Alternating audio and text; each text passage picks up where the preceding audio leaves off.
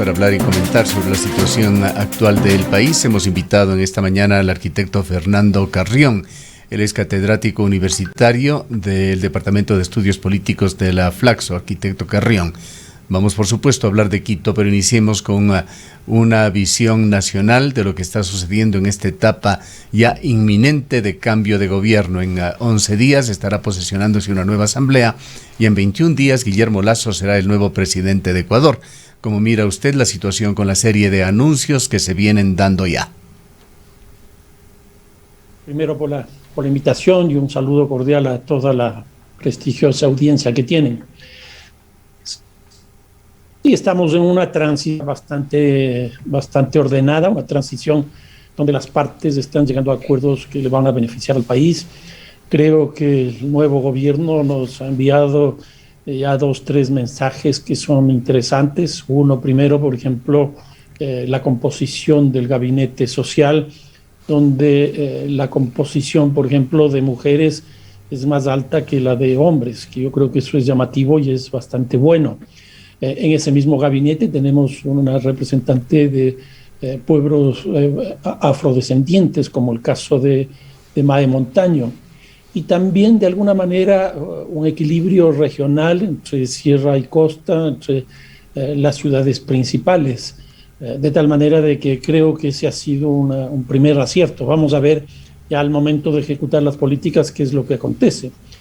Una segunda cosa que me llamó poderosamente la atención es la posición del presidente electo frente a la decisión de la Corte Constitucional respecto del reconocimiento del aborto para casos de violación. El presidente electo lo que ha hecho es reconocer esta decisión, respetarla y plantear su distancia personal, no como representante del gobierno próximo, ¿no? Sino su posición personal en términos de su fe católica, que de todas maneras, al plantear esa diferenciación, me pareció un gesto muy interesante.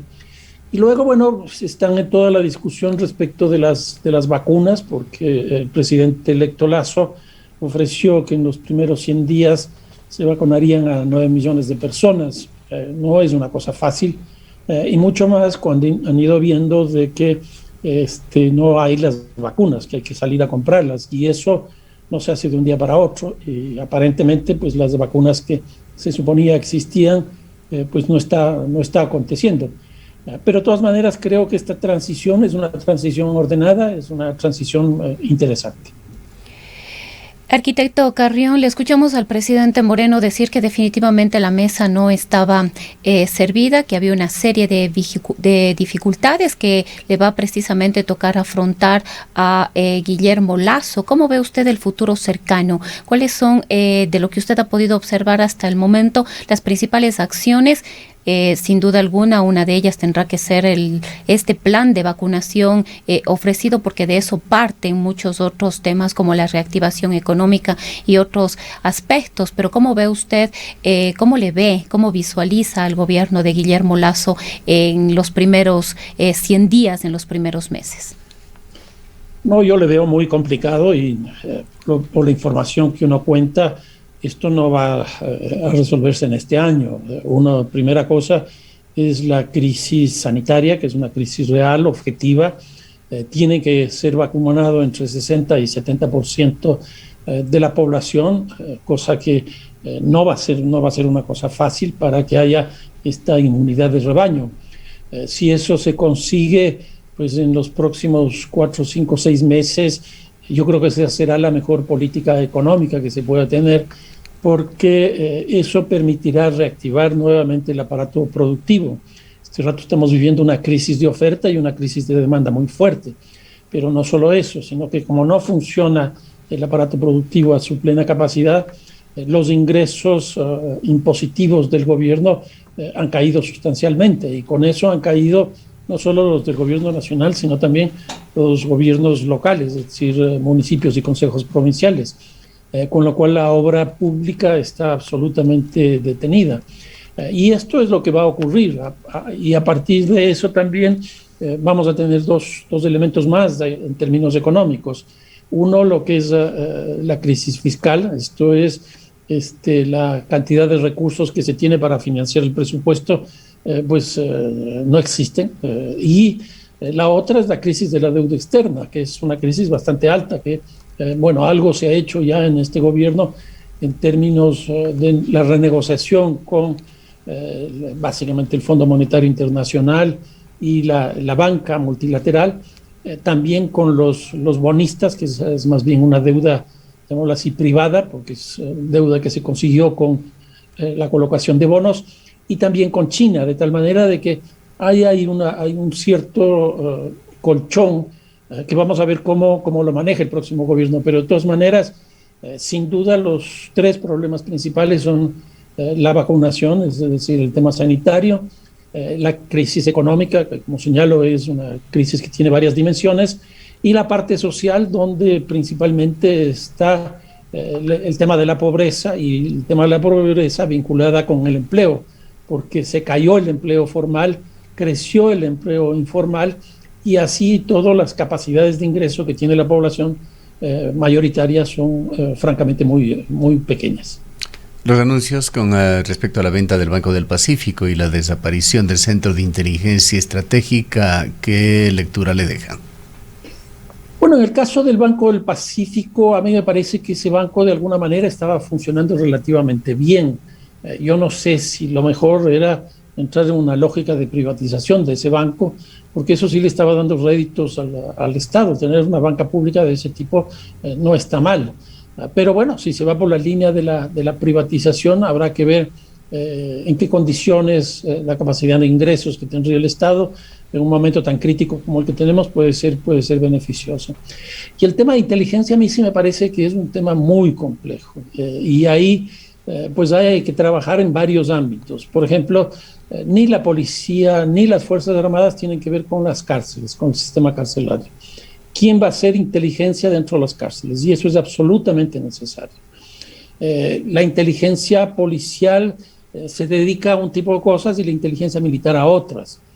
Yo no sé cómo se va a hacer seguimiento, por ejemplo, el tema del narcotráfico. Por investigaciones que nosotros hemos hecho, hemos detectado que hay en el país 17 carteles internacionales.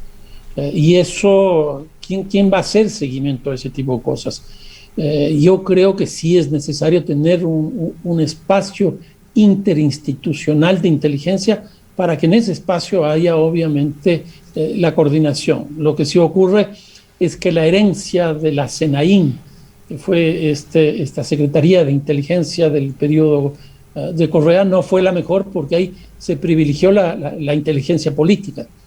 Y obviamente eso no ayuda a resolver los grandes problemas que tiene el país, por ejemplo, en términos de los mercados ilegales, en términos del narcotráfico, en términos de la trata de personas, etcétera, a lo cual hay que hacerle seguimiento, porque hoy día el crimen es organizado y la única forma de poder desarticularlo es a través de inteligencia. Y en cuanto a los nombramientos diplomáticos anunciados al dirigente Pascual del Chopo, dirigente político, y al periodista Emilio Palacio, designados como embajador en España y cónsul de Ecuador en Miami, son anticipos que ha hecho también Guillermo Lasso.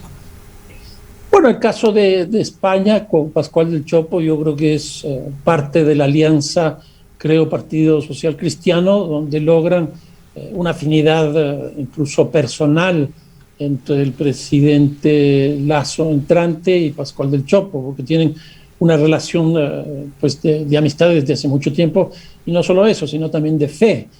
Y en el caso de Emilio Palacio, yo creo que es un acto de reivindicación que le posiciona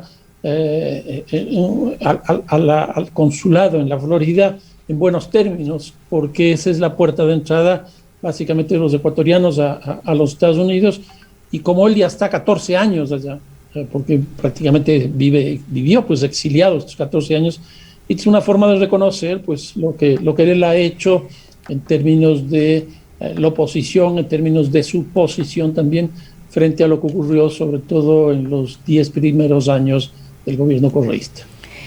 ¿Cómo ve usted la relación de Guillermo Lasso con la Asamblea Nacional? Muchos de los temas, de los cambios, las reformas que Guillermo Lasso quiera implementar van necesariamente a tener que pasar por la Asamblea Nacional.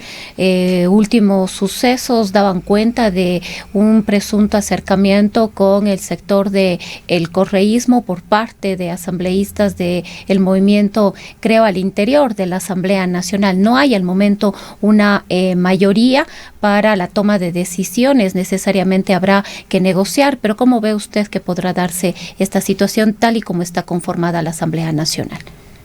Bueno, ahí va a tener un problema, yo diría a los 4 años prácticamente, porque el nivel de fragmentación es muy alto. El presidente Lasso con su organización política Creo solo tienen 12 asambleístas. Esto significa alrededor de un 7-8% de todo el Parlamento, lo cual es una fuerza muy débil. Para hacer cualquier cosa va a tener que hacer alianzas. Y obviamente la que está más próxima, porque ya está funcionando en eso, es con el Partido Social Cristiano, que tiene 18. Entonces, entre los dos lograrían 30 votos. Pero frente a los 137 todavía es una cantidad muy escuálida, porque UNES tiene 48 y entre Pachacutic y la Izquierda Democrática, que han hecho una alianza, el uno tiene 27 y el otro tiene 18. Entonces ahí hay dos bloques que son relativamente fuertes, como es el caso de UNES y el caso de Pachacutic y la Izquierda Democrática. Yo creo que aquí la primera expresión política va a ser con quién hacen alianzas para la determinación del presidente de la Asamblea y, por lo tanto, los miembros de las distintas comisiones.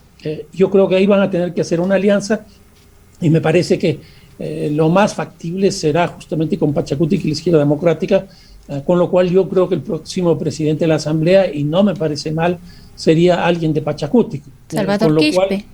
Exactamente, con lo cual habrá un equilibrio de poderes. Ahora, de ahí en más, es decir, una vez que ya se establezca la Asamblea con sus cuadros directivos principales, ¿cómo se van a procesar los distintos proyectos de ley? Yo creo que ahí lo que va a operar de alguna manera es la lógica que ha tenido el país de lo que se llaman las mayorías móviles. En otras palabras, proyecto por proyecto se irán construyendo las posibilidades de generar mayorías, lo cual no es muy saludable, porque ahí intervienen pues lo que nosotros tenemos ya como institución, el hombre del maletín, los hospitales, la troncha, etcétera, etcétera, y eso termina deslegitimando tanto al Parlamento cuanto al Ejecutivo. Vayamos a la situación de la capital de la República, de su municipio. ¿Cómo están los 3 pedidos de remoción en contra de Jorge Yunda? Bueno, yo veo la situación del municipio de Quito este rato muy compleja. Hay una crisis estructural, política profunda, en términos de que hoy día, para remover al alcalde, pues legalmente en cualquier municipio del país, según el COTAD, son 3 las posibilidades. Una, desde la perspectiva jurídica, que ya lo que tenemos es un procesamiento que se está haciendo a nivel de jueces, ya está pasando de alguna manera de la fiscalía al juez para que tome la decisión, y eso probablemente vamos a ver un proceso que no va a ser corto, va a ser un proceso relativamente largo, pero ya está encauzado. Una segunda, que es la responsabilidad que tiene la ciudadanía con una revocatoria del mandato, para lo cual se tiene que presentar al CNE una solicitud para este proceso. El CNE tiene que calificar esto y luego salir a recoger firmas, que tienen que ser más del 10% del padrón electoral, cosa que no es muy fácil. Y la tercera, que también ya está funcionando, es dentro del propio Consejo Municipal, es decir, una decisión más bien no jurídica, sino política. Y hay 3 iniciativas que han sido presentadas, que la Comisión de Mesa tiene que calificarlas para que pase al Consejo, al Pleno del Consejo Municipal, y ahí tiene que ser por 3/4 partes, que en este caso son 14 concejales, los que decidan la suerte del alcalde. A mí me parece que las 3 no son fáciles, las 3 son complejas, tienen su tiempo, pero la que está más próxima me parece que sin duda va a ser la parte jurídica, porque el tema político dentro del Consejo yo no lo veo fácil que se consigan los 14 votos. ¿Debería renunciar el alcalde Yunda? Yo tengo la tesis de que sí, porque hay un proceso de erosión muy fuerte. Si nosotros vemos que sus propios miembros que él ha convocado para que participen en las secretarías, en las empresas, etcétera, eso quiere decir que ni siquiera dentro de su grupo más cercano tiene ya una aceptación. A eso hay que añadirle que Jorge Yunda llegó al Consejo con 3 concejales, que es una de las cosas paradójicas, porque el alcalde entrante entra una minoría de 3 concejales de 21, pero ni siquiera en este momento los 3 concejales le apoyan este rato. Entonces, aquí lo que vemos es que su gente en la parte administrativa se ha erosionado, y esto ha llevado a un nivel de inestabilidad crónica. Por ejemplo, el Instituto Metropolitano de Planificación Urbana ha tenido 9 directores en 2 años. Es una locura. En la Secretaría de Comunicación 5, en la Secretaría Administrativa 4, y así sucesivamente. Entonces, creo que no tiene apoyo dentro de su propia gente, no tiene apoyo en el Consejo con los que llegó a él como concejales, y me parece que hay una opinión pública que se ha generalizado en Quito pidiendo de alguna manera que él dé un paso al costado. Quisiéramos también un breve comentario suyo, un análisis sobre lo que está sucediendo en la ciudad de Guayaquil. Allí la Fiscalía de la Nación ha abierto una indagación contra la alcaldesa de Guayaquil, Cynthia Viteri, por presunto delito de peculado en una obra artística. Esto en lo oficial. En lo extraoficial, la alcaldesa está siendo acosada muy fuertemente en las redes sociales. Nos hacemos eco porque fue motivo incluso de una aclaración oficial del propio municipio en respaldo a su alcaldesa. Allí en las redes se vierten acusaciones de conflictos de intereses, de contratos entregados a dedo, supuestamente proveniente de o derivados de relaciones personales de la alcaldesa. Es otro de los grandes municipios del país que está teniendo problemas. Sí, ella tiene también este rato una crisis política importante, pero hay que hacer una diferencia con el caso de Jorge Yunda. Jorge Yunda llega a la alcaldía con 21.35% de votos, es decir, casi el 80% de la población no votó por él. En cambio, Cynthia Viteri llegó con el 54% de la votación, es decir, más de la mitad de la votación tuvo un apoyo, le apoyó a Cynthia Viteri. Otra diferencia importante es que en el caso de Jorge Yunda llega con un partido de alquiler, es decir, no tiene una estructura política atrás. En el caso de Cynthia Viteri, llega con un partido político como es el Partido Social Cristiano. Una tercera diferencia, que algo hablamos hace un momento, es que Jorge Yunda tiene originalmente solo 3 concejales. En el caso de Cynthia Viteri tiene la mayoría de los concejales. Mientras Quito tiene 21, Guayaquil tiene 15 concejales. Ella tiene la mayoría, si no me equivoco, son 3 concejales que serían, entre comillas, de la oposición. Entonces, son 2 contextos totalmente distintos. El caso de Guayaquil es una ciudad con proyecto de ciudad. El caso de Quito no tiene proyecto de ciudad, porque el proyecto de ciudad de Guayaquil viene desde el año 92, cuando el ingeniero Febres Cordero se hace cargo de la administración. Pero me da la impresión que está llegando a su agotamiento ese proyecto. Y al agotarse ese proyecto, le está arrastrando y arrasando, si se quiere, a Cynthia Viteri. Y eso es una cosa que me parece que le está golpeando.